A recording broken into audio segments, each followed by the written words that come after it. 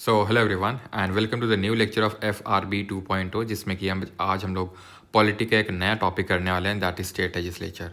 देख के तो लग रहा होगा काफ़ी टाइम लग जाएगा, नहीं लगेगा। खैर वो तो तुम्हें पता चल ही गया होगा, रिकॉर्डेड वीडियो है तो टाइम स्टैम्प देख के। लेकिन बहुत हल्का है, जितना आपको दिख रहा है एकदम मकड़ी का जाला सा फैला हुआ है, एकदम सिंप्लीफाइड है। क्यों? क्योंकि आपने पार्लियामेंट पढ़ रखा है ना, इसलिए। नहीं सर, हमने तो नहीं पढ़ा। नहीं पढ़ा तो उसको पढ़ के आओ। उसको किए बिना ये समझ में नहीं आएगा। ठीक है, करो ही मत, छोड़ दो उसको। पहले पार्लियामेंट करो जाके, तब स्टेट लेजिस्लेचर। और यही नहीं, जितने भी लेक्चर्स होते हैं सबको सीक्वेंस में ही किया करो, ठीक है। और यहाँ इसके लिए तो पार्लियामेंट का तो एकदम मस्ट है कि हुआ हो आपका। Okay, and before starting, thank you everyone. Top podcast पे हम 9th नंबर पे आ गए, मतलब it is unbelievable. 9th number पे एक एजुकेशनल चैनल जो जीके पढ़ा रहा है सिर्फ SSC के लिए, वो रैंक कर रहा है, ठीक है। And thank you for your 5 star ranking. Okay, और धीरे धीरे करके सारे लेक्चर, उसके टाइम लगता है ऑडियो एक्सट्रैक्ट करने, जैसे मैंने को पहले बताया था, एंड उसको अच्छा बनाने में, सो दैट वो सूदिंग आपको एक्सपीरियंस मिले। तो वो उसमें थोड़ा टाइम लगता है, तो धीरे धीरे करके सारे अपलोड हो जाएंगे। ओके, और जिन लोगों ने अभी तक नहीं इसका मज़ा उठाना शुरू किया तो मज़ा उठाना शुरू कर सकते हैं अपनी ज़रूरत के हिसाब से। खैर, स्टेट लेजिस्लेचर में 6 पार्ट होते हैं, 6 चैप्टर होते हैं, पार्ट नहीं। ये तो पार्ट 6 ऑफ कॉन्स्टिट्यूशन में है। Part 5 of constitution is divided into part 5 of constitution is divided into 5 chapters. Similarly part 6 जिसमें कि दिया हुआ है स्टेट के बारे में, ना स्टेट लेजिस्लेचर नहीं, स्टेट के बारे में दिया हुआ है पार्ट 6 में। ओके, और पार्ट 7 में क्या दिया हुआ है? पार्ट 7 में है ही नहीं, पहले था, हुआ करता था, लेकिन पार्ट 7 को 7th अमेंडमेंट ऑफ 1956 से रिपील किया जा चुका है। तो स्टेट की अगर बात करें पार्ट 6 में, और उसमें 6 चैप्टर्स डिवाइडेड हैं, जिसमें चैप्टर 1 जनरल की बात करता है, कुछ नहीं उसमें ज़्यादा ऐसा। चैप्टर 2 गवर्नर की बात करता है, जिसके आर्टिकल हम पहले ही पढ़ चुके हैं 162 तक। जब प्रेसिडेंट के अगला लेक्चर करवाया था तो वहाँ पर गवर्नर और वाइस प्रेसिडेंट करवा दिया था, बिकॉज साथ साथ दोनों हमें पढ़ने चाहिए। देन चैप्टर 3 में स्टेट लेजिस्लेचर आता है, ठीक है, जिसके बारे में हमें यहाँ पर पढ़ना है। चैप्टर 4 में आपका हाई कोर्ट आएगा, ठीक है, हाई कोर्ट के बारे में आएगा। चैप्टर नंबर 5 में क्या आएगा? सॉरी, शायद हमने यहाँ पर स्टेट एग्जीक्यूटिव मिस कर दिया, तो मैं लिख ही देता हूँ सो दैट ये कन्फ्यूजन ना हो। चैप्टर जो 1 है, पार्ट 6 का चैप्टर 1 है, जनरल की बात करेगा। चैप्टर 2 में स्टेट का एग्जीक्यूटिव आएगा, ठीक है। चैप्टर 3 में आपका स्टेट का लेजिस्लेचर आएगा, ठीक है। चैप्टर 4 में ordinance of governor, that is legislative power of governor. Then chapter 5 में आपका हाई कोर्ट आएगा, एंड चैप्टर 6 में आपका सब ऑर्डिनेट कोर्ट आएगा, ठीक है, सब ऑर्डिनेट कोर्ट। अब यूनियन एग्जीक्यूटिव का, सॉरी, स्टेट एग्जीक्यूटिव का पार्ट कौन कौन होता है? तो स्टेट एग्जीक्यूटिव का पार्ट होता है आपका, एक तो गवर्नर, देन वाइस गवर्नर तो होता नहीं, तो ऑब्वियस सी बात है यहाँ पर आपका CM यानी चीफ मिनिस्टर और उसकी मंत्रिपरिषद, council of minister, and advocate general आते हैं, ठीक है। तो अब यहाँ पर हम स्टार्ट करने वाले हैं from the state legislature, because governor हम पहले ही देख चुके हैं, तो 163 से वी हैव टू स्टार्ट ना। क्यों मैंने बोला बहुत आसान है? पता है क्यों? आर्टिकल 74 को रिकॉल करो, क्या था? अब ये पता है, ये चैप्टर आपका पूरा, ये लेक्चर आपका पूरा पार्लियामेंट भी रिवाइज कर देगा, रिवाइज करवा देगा simultaneously. Article number 74 talks about there shall be a prime minister, ठीक है, there shall be a council of minister headed by prime minister to aid and advise the president. यहाँ लिखा हुआ है there shall be a council of minister headed by chief minister to aid and advise governor, like article 74। फिर 75 में क्या था? 75 में था कि प्राइम मिनिस्टर की अपॉइंटमेंट प्रेसिडेंट करेगा, और बाकी जो मिनिस्टर्स हैं उनकी अपॉइंटमेंट भी प्रेसिडेंट करेगा, लेकिन प्राइम मिनिस्टर की एडवाइस पे करेगा। वही तो यहाँ लिखा हुआ है। 75 में कितने क्लॉज थे? 75 में 6 क्लॉज थे, याद आया कुछ? पहला क्लॉज अपॉइंटमेंट, दूसरा individual responsibility of ministers towards the president, that is they serve to the pleasure of president. Collective responsibility towards the Lok Sabha. चौथे में क्या था? Oath and affirmation. पाँचवें में क्या था? पाँचवें में ये था कि अगर कोई 6 महीने तक अगर किसी हाउस का मेंबर नहीं है, 6 महीने से ज़्यादा, तो उसकी मिनिस्टरशिप चली जाएगी, या कोई भी मिनिस्टर बन सकता है बिना किसी हाउस का मेंबर हुए भी 6 महीने तक मैक्सिमम। और छठवां क्लॉज इनकी सैलरी के बारे में बात कर रहा था, इनकी सैलरी ही लोग डिसाइड करते हैं। इसमें 2 क्लॉजेस पड़े थे, clause A, clause B. Clause A बोल रहा था कि 15% मैक्सिमम लिमिट हो सकती है काउंसिल ऑफ मिनिस्टर। 15% किसका? लोअर हाउस का। डिफेक्शन में अगर कोई डिस्क्वालीफाइड है तो मिनिस्टरशिप से भी डिस्क्वाली, सेम है भाई, सेम है, ये 164 सेम है पूरा, ठीक है, यहाँ पर भी इसके 164 क्लॉज 1 के सब क्लॉज ए में वही है 15% ऑफ। अब वहाँ पे लोकसभा है, लोअर हाउस, यहाँ लेजिस्लेटिव असेंबली।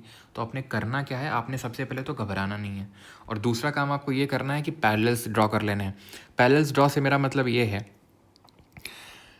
ये मैं बना लेता हूँ यूनियन, ठीक है, ये मैं बना लेता हूँ स्टेट का चार्ट। अब ध्यान से इसको समझते जाना, सारा कुछ क्लियर हो जाएगा। जैसे यहाँ पर प्रेसिडेंट होता है, राष्ट्रपति होता है, वैसे ही यहाँ पर गवर्नर होता है, सिंपल।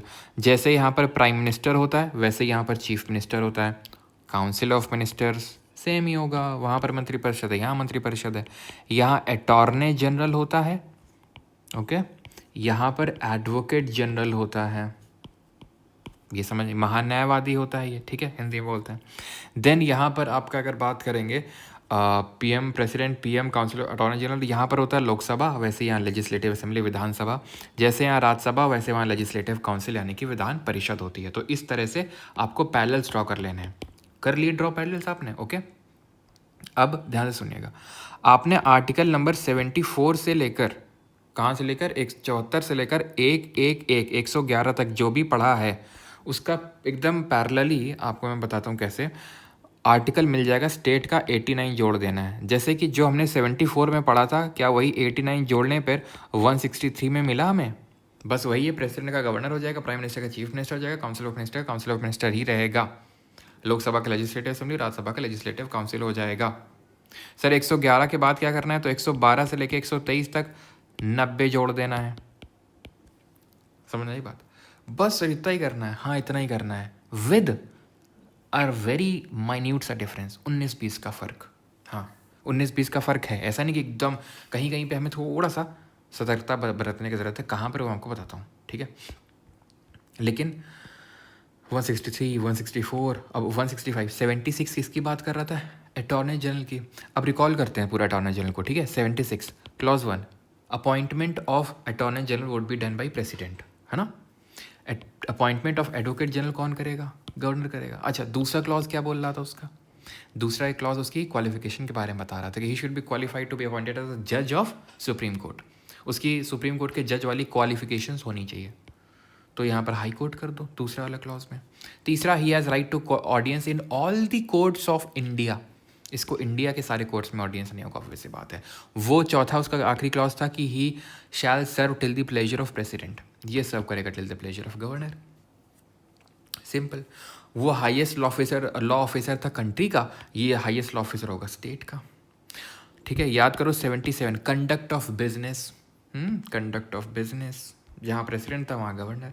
78 में क्या था? Duties of prime minister. 167 duties of chief minister. क्या किया? 89 ऐड किया, ख़त्म, ठीक है। देन उसके बाद 79 से, हाँ तो ये ख़त्म हो गया हमारा स्टेट का एग्जीक्यूटिव। स्टेट के एग्जीक्यूटिव में गवर्नर आता है, एडवोकेट जनरल आता है, सीएम और काउंसिल ऑफ मिनिस्टर, ख़त्म।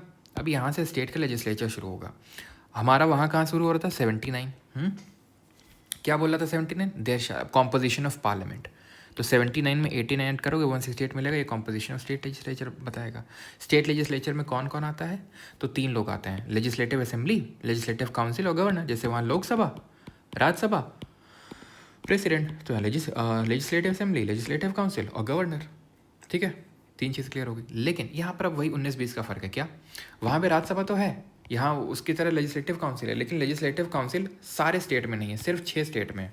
लेजिस्लेटिव असेंबली, विधानसभा भारत के सारे राज्यों में है, और 3 केंद्र शासित प्रदेशों यानी 3 यूनियन टेरिटरीज में, दिल्ली, पुडुचेरी और जम्मू एंड कश्मीर, 3 जगह, ठीक है।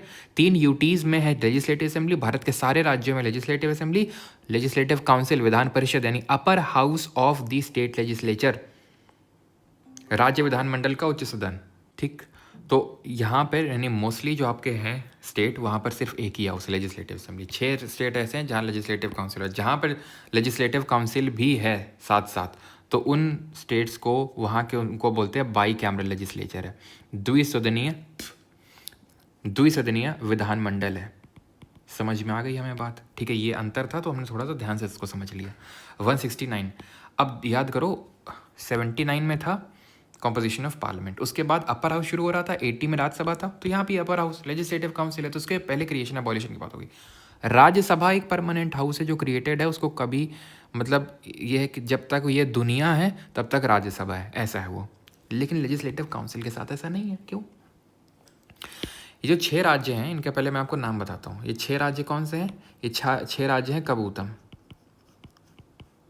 कबूतम मतलब कर्नाटका, आंध्रा, ठीक है, बिहार, उत्तर प्रदेश। ऐसा क्यों लग रहा है, मैं ये आपको बता चुका हूँ पहले कभी, हाँ। और आपका महाराष्ट्र, ठीक है। ये 6 स्टेट है। कल को अगर मान लो बिहार से लेजिस्लेटिव काउंसिल लेनी है, तेलंगाना से लेनी है, लिया जा सकता है, अबॉलिश किया जा सकता है, बिल्कुल किया जा सकता है। सर राज्यसभा तो आपने बताया था परमानेंट हाउस होता है, वो कभी डिसॉल्व नहीं होता है, तो उसी तरह से तो लेजिस्लेटिव काउंसिल भी नहीं होना चाहिए। बिल्कुल है, नहीं डिसॉल्व होता है, डिसॉल्व नहीं होता है, लेकिन अबॉलिश हो सकता है, ख़त्म हो सकता है, क्रिएट। अब मान लो कि ये 6 राज्य हैं, इनके अलावा मान लो वेस्ट बंगाल को चाहिए लेजिस्लेटिव काउंसिल, उड़ीसा को चाहिए लेजिस्लेटिव काउंसिल, वो क्या करेंगे? वो पार्लियामेंट से बोलेंगे, वो केंद्र से बोलेंगे प्लीज़, ठीक है। तो केंद्र क्या बोलेगा? प्लीज़ बोलो, हाथ जोड़ो, विनती करो। तो फिर बोलेगा क्या लेजिस्लेटिव काउंसिल के लिए वो स्टेट, प्लीज़ प्लीज़ हाथ जोड़ के मेरे लिए लेजिस्लेटिव काउंसिल क्रिएट करके दीजिए। पार्लियामेंट क्या बोलेगा? जा, नहीं करके देता। मीम रिलेट कर पा रहे हो? सेम यहाँ पे, मतलब मैं क्या कहना चाह रहा हूँ कि गुजारिश कर सकता है कोई स्टेट कि प्लीज़ हमें लेजिस्लेटिव काउंसिल दे दो। It is up to the parliament और यूनियन टू क्रिएट और नॉट, कोई मैंडेटरी नहीं है। और पता है कैसे क्रिएट कर सकता है? That too with a simple majority. That means to create और to abolish legislative council there is no need of constitutional amendment. किसी संवैधानिक संशोधन की जरूरत नहीं है, चाहे आप क्रिएट करना चाह रहे हैं विधान परिषद को या फिर एबॉलिश करना चाह रहे हैं। क्लियर है? ओके, चलो। अब यहाँ पर क्योंकि राज्यसभा का क्रिएशन अबॉलिशन तो था नहीं, बिल्कुल नहीं था, ठीक है। तो हमने मान लिया कि वहाँ पर 80 था, 89 ऐड करेंगे, वो राज्यसभा के बारे में बात कर रहा था, तो ये भी राज्यसभा लेजिस्लेटिव काउंसिल के बारे में, अपर हाउस के बारे में बात करेगा। देन 81 था, लोकसभा के बारे में बात करेगा, तो उसमें 89 ऐड करेंगे, 170 जो कि लेजिस्लेटिव असेंबली की बात करेगा, क्योंकि जैसे वहाँ लोकसभा था लोअर हाउस, वैसे ही यहाँ legislative assembly lower house. Maximum limit है 500 मेंबर की और मिनिमम है 60 मेंबर की। यहाँ पर भी वो काउंसिल ऑफ मिनिस्टर वाली स्ट्रेंथ वही सेम एप्लीकेबल होगी, 15% ऑफ लेजिस्लेटिव असेंबली। एक्सेप्शन है जहाँ पर 30 मिनिमम 30 में भी काम चलता है। लोकसभा में मैक्सिमम कितने हो सकते थे? 550। मिनिमम कितने हो सकते थे? मिनिमम नहीं था कुछ वहाँ पे, ठीक। अब सर 80 के बाद 81 था। अच्छा, 81 में क्या था कि एडजस्टमेंट किया जाएगा, इस तरह से वो पूरा उसके बारे में था कि वो डीलिमिटेशन कमीशन देन 82 में सेटअप किया जाएगा। लेकिन डीलिमिटेशन जो कमीशन होता है, ऐसा मत समझना कि लोकसभा के इलेक्शंस के लिए अलग बनता है, लेजिस्लेटिव असेंबली के इलेक्शंस के लिए अलग बनता है, तो वो कॉमन हो गया। यानी कि यहाँ पे एक एक्स्ट्रा आर्टिकल क्रिएट हुआ, तो यहाँ से वो वाला आर्टिकल हट गया डिलिमिटेशन कमीशन वाला। तो यहाँ पर क्या आ गया? यहाँ पर हमने एक एक्स्ट्रा ऐड कर दिया, that talks about composition of legislative council. ध्यान रखना, ये इंपॉर्टेंट है कि मैक्सिमम कितने लोग हो सकते हैं विधान परिषद में? 1/3 ऑफ LA, यानी जितने भी वहाँ के विधानसभा में मेंबर्स हैं उसका 1/3 करिए। जैसे एग्जाम्पल के तौर पर अगर मान लेते हैं 300 वहाँ पे मेंबर हैं उस स्टेट के लेजिस्लेटिव असेंबली में, तो डिवाइड बाई 3 यानी कि 100 से ज़्यादा नहीं हो सकते, और मिनिमम 40 होने पड़ेंगे। अब कैसे इलेक्ट होके आते हैं? तो ध्यान रखना, 2/3 of members are elected and 5/6 of member elected and 1/6 आपका नॉमिनेट होते हैं। 1/3 इलेक्ट करके भेजता है local body, 1/12 graduates, 1/12 teachers at least primary level से ऊपर के होने चाहिए, और 1/3 लेजिस्लेटिव असेंबली, यानी 1/3 local bodies, 1/3 legislative assembly, 1/12 graduates and teachers. हो गया 5/6, और बचेगा 1/6, इनको नॉमिनेट करता है गवर्नर। यानी कि यहाँ पर इलेक्शन भी हो रहा है और नॉमिनेशन भी हो रहा है। लेकिन इलेक्शन जो हो रहा है वो कैसा है? डायरेक्ट या इनडायरेक्ट? इनडायरेक्ट। क्या लोग डायरेक्टली वोट कर रहे हैं? नो, ठीक। तो इनडायरेक्ट 172। ड्यूरेशन क्या होगा यहाँ पर? तो जैसे लोकसभा का 5 साल था, तो लेजिस्लेटिव असेंबली का 5 साल। लेजिस्लेटिव काउंसिल जैसे राज्यसभा का कोई ड्यूरेशन नहीं था, राज्यसभा के मेंबर्स का ड्यूरेशन था। सेम गोज यहाँ पे, लेजिस्लेटिव काउंसिल का कोई वो नहीं है, क्योंकि ये परमानेंट हाउस है, कॉन्टिन्यूइंग चैम्बर है, ठीक है। बट 1/3 मेंबर है 2 साल में रिटायर होते हैं, तो यहाँ के मेंबर्स का टर्म 6 साल हो जाएगा। लेकिन लेजिस्लेटिव काउंसिल का ऐसा टर्म नहीं होता है। 173। क्वालिफिकेशन फॉर मेंबरशिप क्या है? भारत के नागरिक हो, लेजिस्लेटिव असेंबली के लिए 25 साल, काउंसिल के लिए 30 साल। जैसे लोकसभा के लिए 25, राज्यसभा के लिए 30, वैसे ही सेम यहाँ पे। हाँ, कहाँ क्वालिफिकेशन दिया था? 84 में, 89 ऐड करो 173 मिलेगा, ठीक है। अब सेम वही करते जाओ, मुझे बताने की ज़रूरत ना होनी चाहिए। एड्रेस, ठीक है, ये है सेशन को प्रोरोग करना, डिसॉल्व करना, कौन कर सकता है? वहाँ कौन कर रहा था? प्रेसिडेंट। तो यहाँ कौन करेगा? गवर्नर करेगा। लेकिन एडजर्न करना, एडजर्न साइनेडाई करना, वो कौन करेगा? Presiding officer. मैक्सिमम गैप कितना हो सकता है 2 सेशन के बीच में, मैक्सिमम 6 मंथ्स।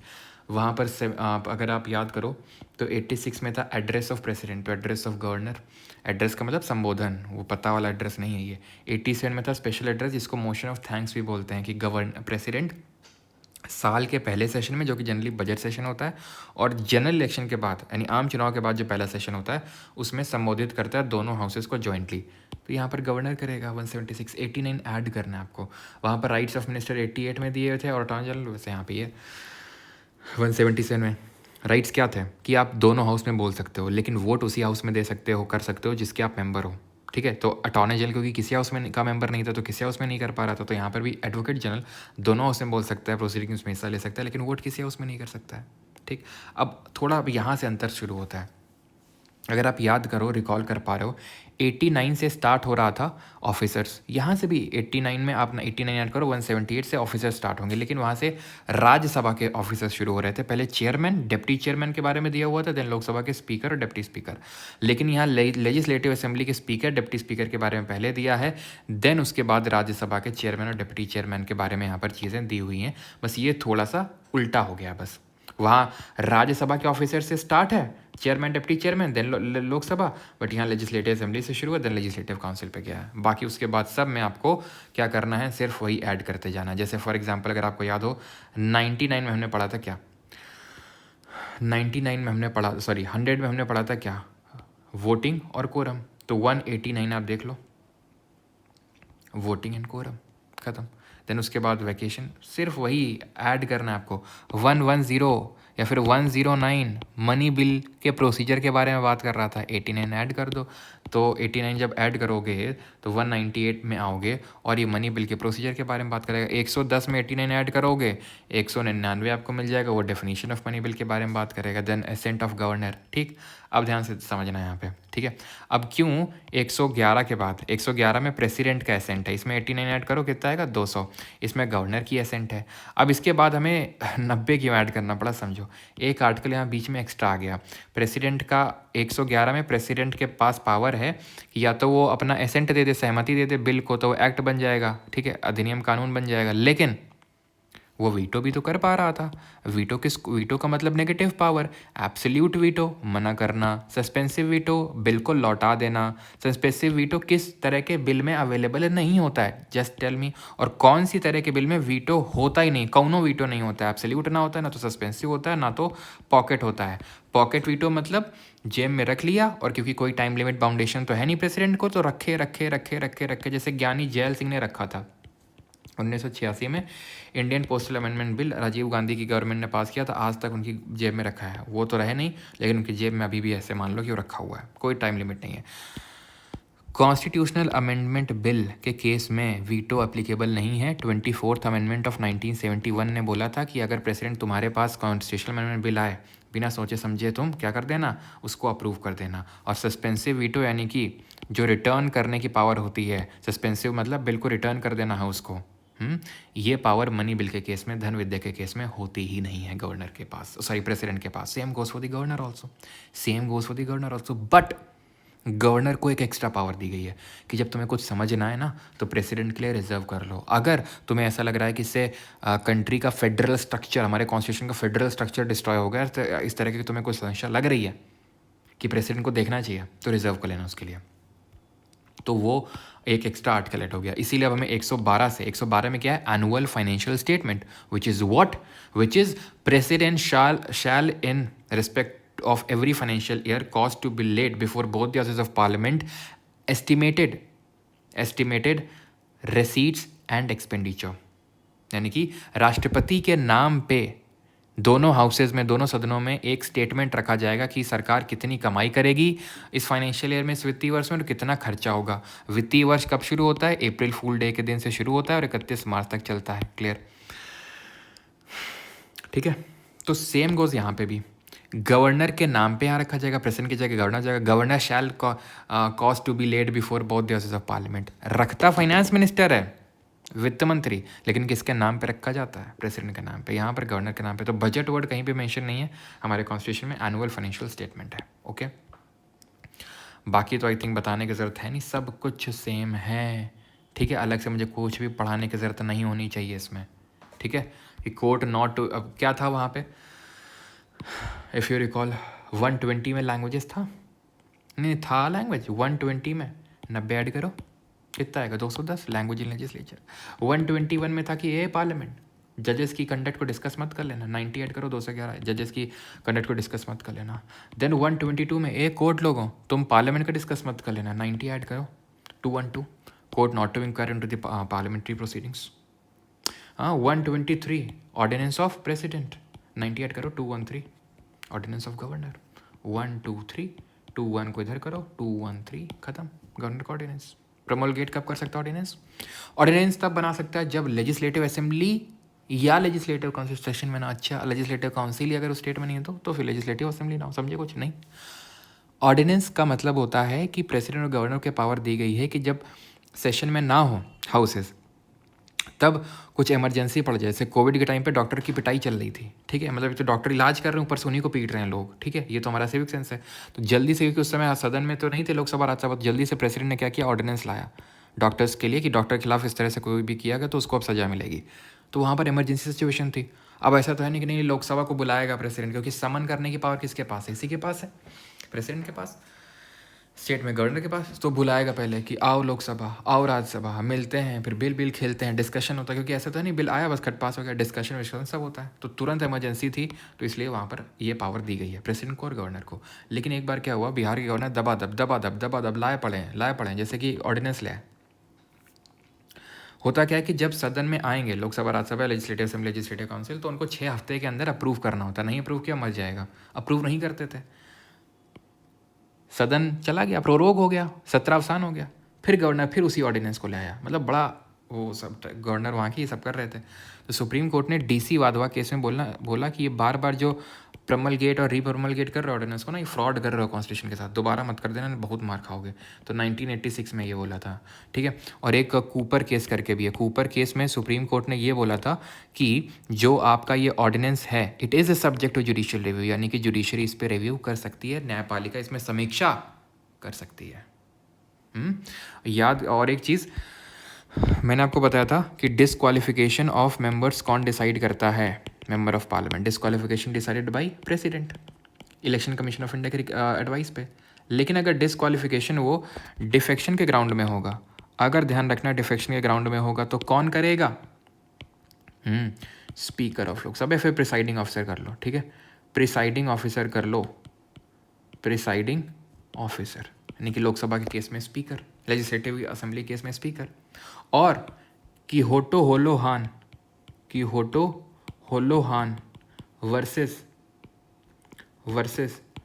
जचिलू केस में सुप्रीम कोर्ट ने बोला कि judiciary can review the decision of speaker in the case of defection. KS. Puttaswamy case में बोला क्या कि मनी बिल को किसी बिल को कौन वो करता है कि कोई बिल मनी बिल होगा या नहीं होगा, स्पीकर ऑफ लोकसभा। स्टेट के केस में स्पीकर ऑफ लेजिस्लेटिव असेंबली वही सर्टिफाई करेगा कि कोई बिल मनी बिल है या नहीं, कोई विधेयक धन विधेयक है कि नहीं। तो ये के.एस. पुट्टास्वामी केस में, के.एस. पुट्टास्वामी जिसको आधार जजमेंट के नाम से भी जानते हैं, आधार जजमेंट के नाम से जानते हैं, जिसमें कि एक रूलिंग दी थी सुप्रीम कोर्ट ने कि जो राइट टू जो प्राइवेसी है वो एक फंडामेंटल राइट है। इसी केस में बोला था, 2017 की बात है ये, ठीक है। और इसी केस में ये बोला था सुप्रीम कोर्ट ने क्या कि भाई it is subject to judicial review, it is not beyond judicial, judiciary review कर सकती है, ठीक है। मनी बिल, कोई बिल मनी बिल होगा या नहीं होगा, क्योंकि कौन सर्टिफाई करता है, स्पीकर। किसकी प्रायर रिकमेंडेशन से लाया जाता है, प्रेसिडेंट। यहाँ किसकी प्रायर रिकमेंडेशन से लाया जाएगा, गवर्नर की प्रायर रिकमेंडेशन से लाया जाएगा। लेकिन हमने क्या पढ़ा था, 109 प्रोसीजर पढ़ा था मनी बिल का सेंटर के केस में, तो वहाँ पे ये होता था कि भाई राज्यसभा को अप्रूव करना होगा, राज्यसभा को अप्रूव करना होगा 14 दिन के अंदर। अब लेजिस्लेटिव काउंसिल को लेकर क्या है, उसके भी लेके भी सेम है, लेकिन कई सारे राज्यों में कई क्या मैक्सिमम स्टेट में लेजिस्लेटिव काउंसिल नहीं, तो वहाँ पर सीधे लेजिस्लेटिव असेंबली से बिल पास होता है, सीधा जाता है गवर्नर के पास, वहाँ पे कोई दिक्कत नहीं है। और अगर किसी स्टेट में लेजिस्लेटिव काउंसिल है भी मान लेते हैं, तो एक ऑर्डिनरी बिल की अगर मैं बात करूँ, साधारण विधेयक की, तो जो पावर लोकसभा और राज्यसभा को होती हैं, जो साधारण विधेयक होता है ऑर्डिनरी बिल, इक्वल पावर होती हैं, किसी के पास ज़्यादा पावर नहीं होती। मनी बिल के केस में लोकसभा को बहुत ज़्यादा पावर होती है राज्यसभा के कंपैरिजन में। क्योंकि Rajya Sabha can not amend a money bill, it can only recommend the amendment in the money bill, सिर्फ सुझाव दे सकता है। लोकसभा माने या ना माने, और 14 दिन तक अगर कोई सुझाव नहीं दिया तो मान लिया जाएगा कि जैसे लोकसभा ने पास किया था वैसे पास हो गया, ठीक है। लेकिन ऑर्डिनरी बिल के केस में दोनों के पास सेम पावर होती है। लेकिन अगर मैं बात करूँ ऑर्डिनरी बिल के केस में लेजिस्लेटिव असेंबली, लेजिस्लेटिव काउंसिल, इनके बीच में इक्वल पावर नहीं होती। यहाँ पे भी लेजिस्लेटिव असेंबली के पास ज़्यादा पावर होती है, चीज़ ध्यान रखिएगा आप ये, ठीक है। मैक्सिमम 4 महीने तक, 3 महीने पहली बार, 1 महीने दूसरी बार तक डिले कर सकता है लेजिस्लेटिव काउंसिल ऑर्डिनरी बिल को। अगर कोई ऑर्डिनरी बिल लेजिस्लेटिव काउंसिल, जैसे कि मनी बिल, धन विधेयक सिर्फ लोकसभा में ही आ सकता है, वैसे यहाँ लेजिस्लेटिव असेंबली में आ सकता है, लेकिन ऑर्डिनरी बिल लोकसभा राज्यसभा दोनों में आ सकता है, ठीक है। यहाँ पर भी लेजिस्लेटिव असेंबली, लेजिस्लेटिव काउंसिल दोनों में आ सकता है ऑर्डिनरी बिल, ठीक है। तो अब ज़्यादा मैं डेप्थ में चलो नहीं जाता हूँ, कि इतनी डेप्थ में कभी एसएससी ने पूछा भी नहीं, बस जितना मैंने आपको बताया उतनी चीज़ें आपको ध्यान रखना है। क्या मेन तो चीज़ ये है कि तुमको 74 से 111 में 89 ऐड करना है, 112 से 123 में 90 ऐड करना है। बीच में वो थोड़ा सा वो था एक लेजिस्लेटिव काउंसिल का कॉम्पोजिशन वगैरह, कि 1/3 लेजिस्लेटिव असेंबली से, 1/3 लोकल बॉडी से, 1/12 ग्रेजुएट, 1/12 टीचर्स, और रिमेनिंग 1/6 जो है नॉमिनेट करेगा गवर्नर। जैसे कि राज्यसभा में 12 मेंबर्स को प्रेसिडेंट नॉमिनेट कर रहा था, किसमें, लिसास में नॉमिनेट कर रहा था। यहाँ पर गवर्नर नॉमिनेट किसमें करेगा, लिसास और कोऑपरेटिव सोसाइटी में, ठीक। Literature, science, art, social service and cooperative society. Cooperative society सुनते ही कौन सा अमेंडमेंट दिमाग में आना चाहिए, 97th अमेंडमेंट, ठीक है। जब लोकल बॉडीज़ पढ़ाऊंगा तो वहाँ पे भी हम लोग इस चीज़ को देखेंगे, ठीक है। एंड बस एक आपको डिफरेंस वो नोट करना है, वही है ये वाला, ठीक है, कि जो ऑफिसर्स होते हैं हमारे, ठीक है, ऑफिसर्स, बस उनमें थोड़ा सा इंटरचेंज है जो मैंने आपको बताया, बाकी सब सेम है। 89 90 याद करना, ख़त्म काम, ऑलराइट, ठीक है।